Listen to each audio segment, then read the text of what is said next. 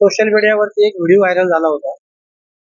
4-5 तरुण या परिसरात दंगामस्ती करत होते, दहशत माजत होते.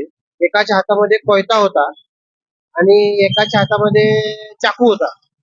तो जसा व्हिडिओ आम्हाला प्राप्त झाला, त्यावर आमचे डीबी पथक मधील सर्व अंमलदार सगळ्या टीम तयार करून ते कोण युवक होते त्याची माहिती घेऊन त्यांना ताब्यात घेऊन आज त्यांना त्यांच्यावरती गुन्हा दाखल करून कारवाई केलेली आहे. आणि त्यांना या ठिकाणी काय काय त्यांनी दंगामस्ती केली, दहशत माजवली, त्या अनुषंगाने माहिती घेऊन गुन्हा दाखल करत आहोत आणि ते कारवाई करून त्यांच्यावरती प्रतिबंधात्मक कारवाई करत आहोत.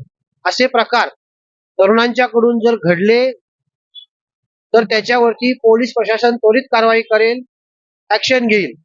जर कोणत्याही ठिकाणी असे जर प्रकार चालत असतील, असे घडत असतील तर त्याची माहिती पोलिसांना, करवीर पोलिसांना जर त्वरित मिळाली तर ऍक्शन घेणं सोपं होईल. तर तरुणांना पण, या तरुणांच्या मध्ये काही तरुण हे सिव्हिल इंजिनियर आहेत, काही ITI झालेले आहेत.